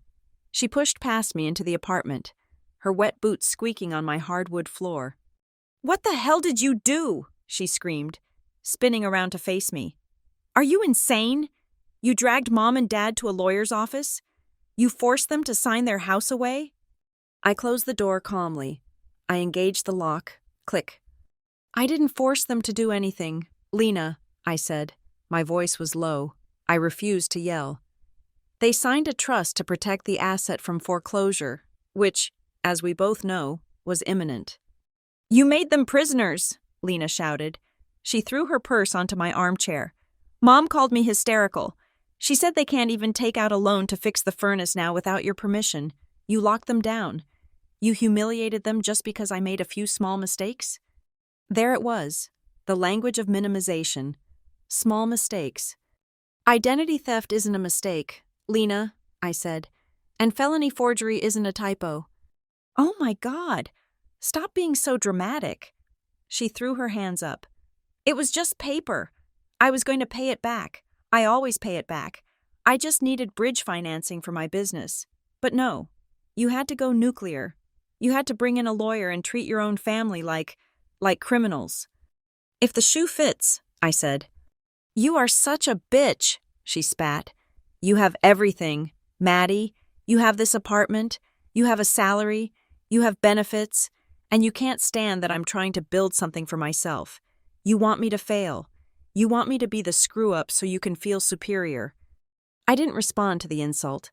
I walked over to the coffee table. Sitting there, right in the center, was the cardboard box from Fairfield Storage, the one with Madeline K. scrawled on the lid. I picked it up. "Sit down, Lena," I said. "I'm not sitting down." "Sit down," I repeated, my voice dropping an octave. "Or I will call the detective I spoke to yesterday and give him your current location." It was a bluff. I hadn't filed the police report yet, but Lena didn't know that. She froze. Her chest was heaving. Slowly, resentfully, she sat on the edge of the sofa, as far away from me as she could get. I placed the box on the table between us. I ripped off the tape I had used to reseal it for the flight. I took off the lid. Lena stared at the contents. Her face went from flushed red to a sickly pale gray in the span of a heartbeat. I reached in and pulled out the blue spiral notebook. The come-up plan. I opened it to the page marked Emergency Protocols. I turned it around so she could read her own handwriting. "Is this what you call trying to build something?" I asked. "Because to me, this looks like a premeditated strategy to defraud your sister." I read the words aloud, my finger tracing the line. "Use her ego against her. Maddie won't say no. She can't stand trouble." I looked up. "Is that what you think of me? That I'm just an ego with a checkbook attached?" Lena couldn't speak. She opened her mouth, but no sound came out. She looked at the notebook like it was a bomb that had just detonated in her lap. I pulled out the manila folder next, the practice sheets, hundreds of attempts at my signature. "And this?" I asked, spreading them out like a deck of cards. "Was this stress, Lena? Was this Mom's idea? Or was this you, sitting in that apartment in Dayton that I apparently own, perfecting the art of stealing my name?" Lena stammered. Her defiance was crumbling, replaced by a terrified stutter. It wasn't, I just... Who is Kyle? I asked. The color left her lips completely. I saw him at the storage unit, I said, lying slightly to gauge her reaction. He seemed very anxious to get this box back. Does he help you with the paperwork? Did he help you forge Dad's signature on the mortgage? No, Lena cried out. Leave him out of this. He didn't do anything. He just drove me places. He called me from a car dealership trying to use my social security number, I said. That makes him an accessory to wire fraud. If I hand this box to the police, Lena, you aren't just looking at fines. You are looking at conspiracy charges, and so is he. Lena put her head in her hands. She started to sob. It wasn't the pretty, delicate crying she used to get her way with our parents. This was ugly, guttural sobbing. It was the sound of a reality check hitting bone. I had to, she wailed through her fingers. You don't understand. The balloon payment on the condo was coming due. The business didn't take off like I thought. I was going to lose everything. Mom said we had to protect the asset. She said you wouldn't mind if we just borrowed the credit for a little while. We were doing it for the family. The house was almost lost because of you. Lena, I said, cutting through her noise.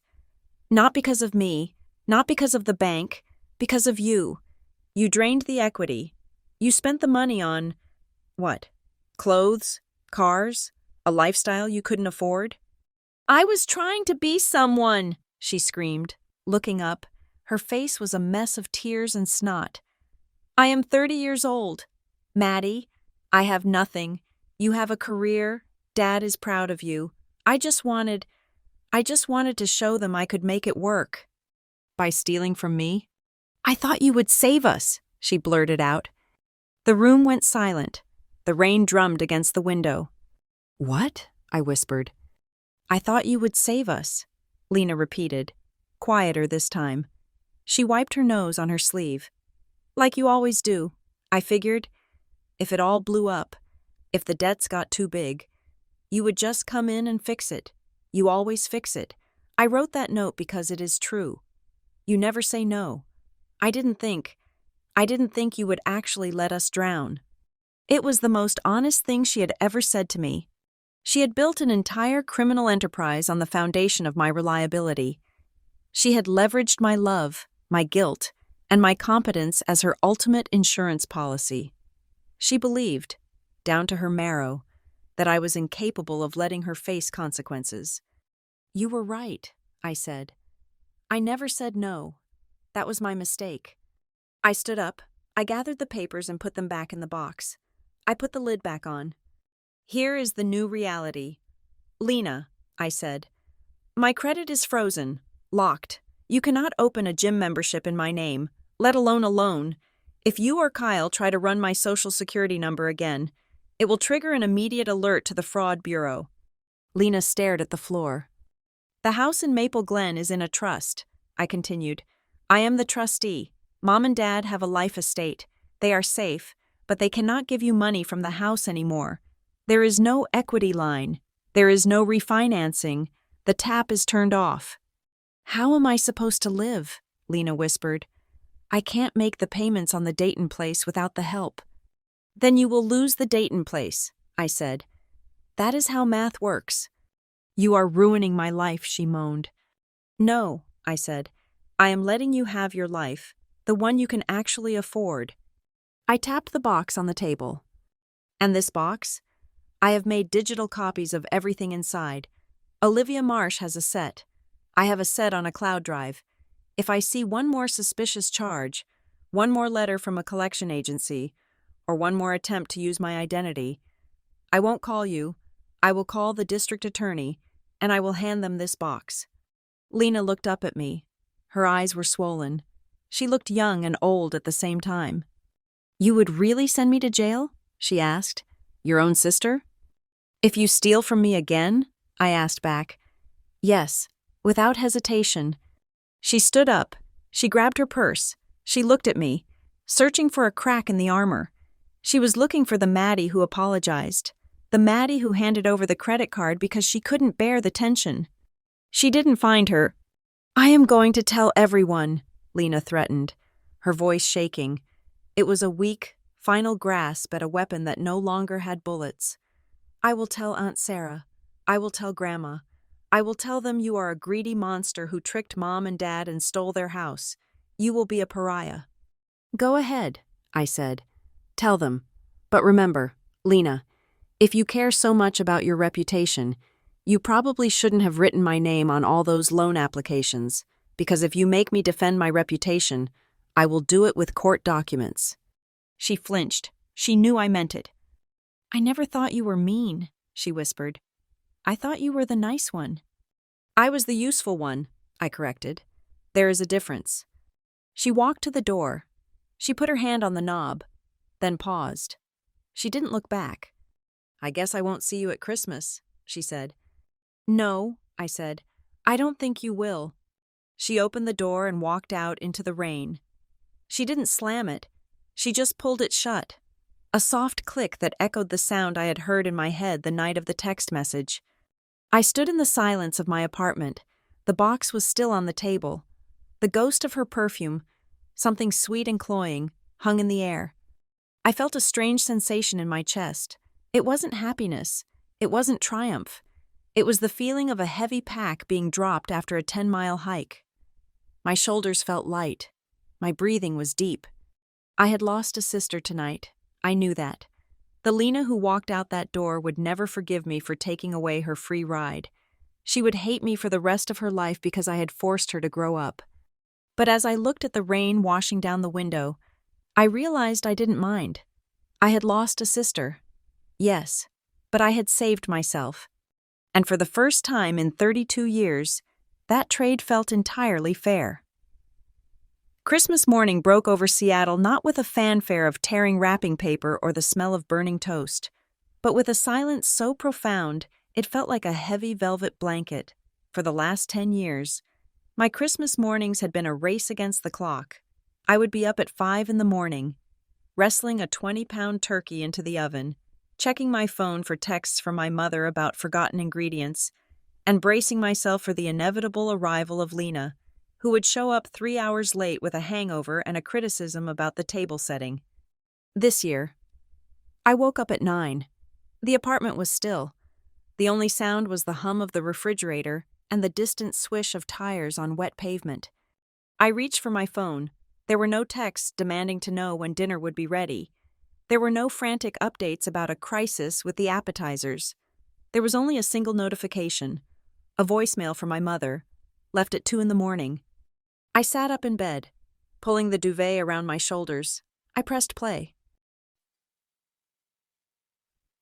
"Madeline," my mother's voice cracked through the speaker, thick with tears and wine. "I hope you are happy. Lena is a wreck. She's been crying all night. She says her life is over because of you. Your father is pacing the floor. His blood pressure is through the roof, and it is all your fault. You have pushed this family to the brink. Maddie, you have destroyed Christmas. Doing this, calling lawyers, locking up the house. Is this what you call family? Is this how you pay us back?" The message ended with a sharp click. I held the phone in my hand. I waited for the pang of guilt. I waited for the familiar urge to call back, to apologize, to offer to fix it, to promise I would wire money if they just stopped crying. But the urge didn't come. Instead, I replayed the message in my head. I dissected it like the risk analyst I was. "Lena is a wreck. Father is pacing. You destroyed Christmas." In that entire 45-second monologue, there was not a single question about me. She didn't ask if I was lonely spending the holiday by myself. She didn't ask if I was hurt by being uninvited. She didn't ask if I was okay. To them, I was not a person. I was a structural component of their lives that had suddenly failed. You don't ask a broken support beam how it is feeling. You scream at it for letting the roof sag. I pressed the delete button. The message vanished. I got out of bed and made coffee. I didn't turn on the TV. I didn't put on Christmas music. I had work to do. I spent the morning not cooking for 12 people, but cleaning for one. I went through every drawer, every file folder, every digital cloud drive. I gathered every physical remnant of the last 12 years of my financial servitude. I found the invoice for the time I paid off Lena's credit card so she wouldn't get sued. I found the email thread where I agreed to pay for my father's experimental back treatment that turned out to be a weekend retreat at a casino. I found the handwritten IOUs from Lena on scrap paper, promising to pay me back as soon as my Etsy shop takes off. I took them all, hundreds of pages of proof that I had loved them more than I loved myself, and I put them into a sturdy cardboard box. I taped it shut, on the top. I wrote in thick black marker, "No longer my responsibility." It wasn't just a label, it was a tombstone. I took a picture of the box. I opened my email and attached the photo to a message addressed to Olivia Marsh. Olivia, I am archiving these. If we ever need to prove a historical pattern of financial abuse for a future proceeding, this is the full record. But for now, I am putting them in the back of the closet. I am done looking at the math of how much they cost me. Merry Christmas. Madeline. Sending that email felt like placing the final stone in a wall I had been building for a week. The fortress was complete.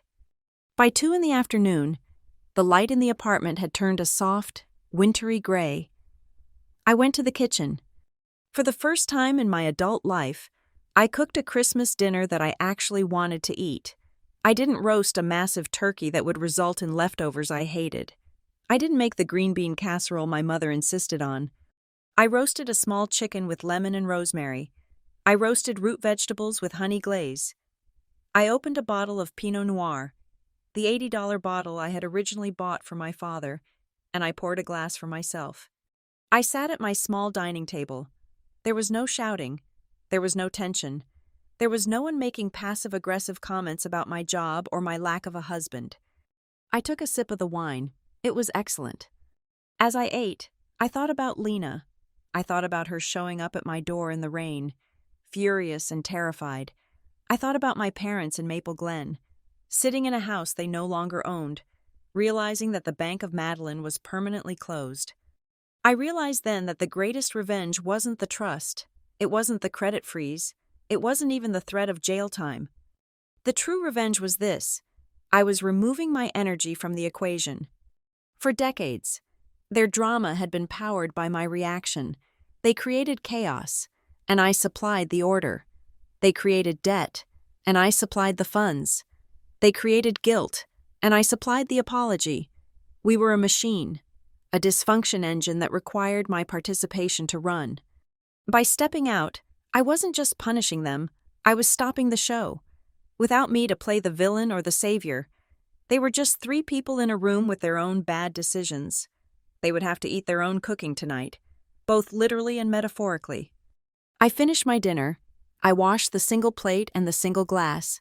The kitchen was clean in 5 minutes. At 7 p.m, my laptop chimed. It was an incoming email from Olivia Marsh's office.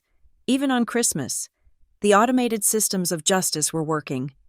Subject: Confirmation of filing. Dear Madeline, this is an automated confirmation that the Kerrigan Family Trust has been registered with the county clerk. The deed transfer is recorded. The life estate provisions are active. Additionally, the fraud alerts on your credit report have been verified by all 3 bureaus. Any attempt to access your credit file will now require 2-factor authentication sent to your personal device. You are secure. I stared at the screen. You are secure. It was a sentence I had been trying to buy for 12 years. I thought I could buy it by paying their bills. I thought I could buy it by being the good daughter, but security wasn't something they could give me. It was something I had to build by locking them out. I opened a drawer and took out a notepad. I sat down to write. I wrote 2 letters. The first was to my parents. Mom and Dad, I am not writing this to argue. I am writing this to set the terms of our new relationship. The trust is done. The credit is frozen. Those things are not negotiable. If you want to have a relationship with me moving forward, a real one, not a transactional one, you need to stop using the excuse that Lena is sensitive. Being sensitive is not a license to steal. If you want to see me again, you will go to family therapy. You will stop blaming me for the consequences of Lena's actions, and you will never, ever ask me for $1 again. I love you, but I love myself enough to stop setting myself on fire to keep you warm. I folded it. I didn't put it in an envelope. I wasn't ready to send it yet. Maybe in a month, maybe never. Just writing it was enough to clarify the boundary in my own mind. Then I wrote the second letter. This one was to me. Dear Madeline, you are allowed to be weak. You are allowed to be tired. You do not have to be the strong one. You do not have to be the fixer. From this day forward, your money is for your joy, not their survival. Your credit score is for your future, not their mistakes. You are free. Merry Christmas. I put the pen down. I walked to the window. Outside, the snow had started to fall again, dusting the rooftops of Capitol Hill in a layer of pristine white. The city lights twinkled in the distance, indifferent and beautiful. My phone was silent. No one was coming to bang on my door. No emergency was waiting to happen. I turned off the overhead light, leaving only the soft glow of the fairy lights on the wall. The ones that had looked pathetic a few days ago, now they looked festive. They looked like hope. I sat in the armchair by the window, tucking my legs underneath me. I watched the snow fall. The story of the Kerrigan family would continue. Lena would struggle. My parents would complain. They might hate me for years. They might paint me as the villain in every story they told at every holiday party I didn't attend. But I wasn't in that story anymore. I had written myself out of their tragedy and into my own life. I took a deep breath, filling my lungs with the cool, quiet air of my apartment. I was alone, but for the first time in 32 years, I wasn't lonely. I was just free. And that was the only Christmas gift I had ever really wanted. Thank you so much for listening to my story.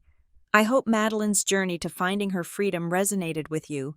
I would love to know where you are tuning in from today. Please comment below and share your thoughts on how Madeline handled her family. If you enjoyed this story, please subscribe to Lila Revenge Stories, like this video, and hit the hype button so more people can hear this story. Your support means the world to us.